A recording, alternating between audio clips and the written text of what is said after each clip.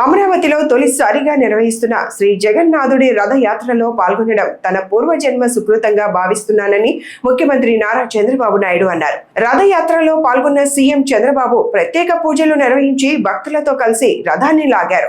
అనంతరం మాట్లాడుతూ ఆధ్యాత్మిక కార్యక్రమాలు సమాజంలో ఐక్యత, భక్తి భావాన్ని పెంపొందిస్తాయని అన్నారు. అమరావతి రాజధాని ఆధ్యాత్మిక, సాంస్కృతిక పరిపాలనా కేంద్రంగా అభివృద్ధి చెందాలని ఆకాంక్షించారు. రాష్ట్ర ప్రజలు సుఖశాంతులు, ఆయురారోగ్యాలతో ఉండాలని శ్రీ జగన్నాథ స్వామిని ప్రార్థించినట్లు తెలిపారు. ఈ కార్యక్రమంలో మంత్రులు, ప్రజా ప్రతినిధులు, అధికారులు పెద్ద సంఖ్యలో భక్తులు పాల్గొన్నారు. రథయాత్ర అనగానే ఇది ఒక పవిత్రమైన కార్యక్రమం.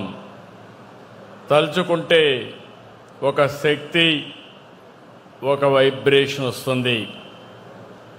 భారతదేశ చరిత్రలో జగన్నాథ రథయాత్రకి ఎంతో ప్రత్యేకత ఉంది.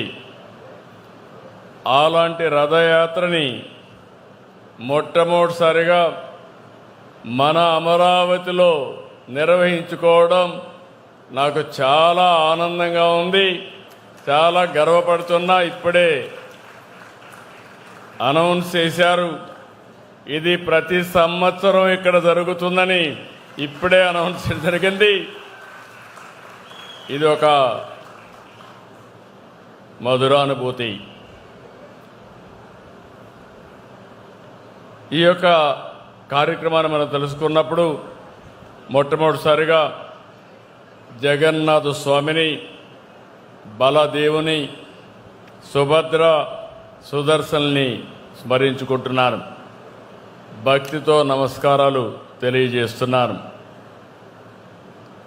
ఇంత గొప్ప కార్యక్రమం 7 కొండలవాడి ఆలయం నిర్వహించుకోవడం, అది కూడా అక్షయ పాత్ర ఫౌండేషన్ చైర్మన్ శ్రీ పద్మశ్రీ మధు పండిట్ దాస్ గారికి, అదే మరి హరే కృష్ణ గోకుల్ క్షేత్ర అధ్యక్షులు వంశీధర్ దాస్ గారికి నేను మనస్ఫూర్తిగా ధన్యవాదాలు, కృతజ్ఞత తెలియజేస్తున్న వారి చొరవకి.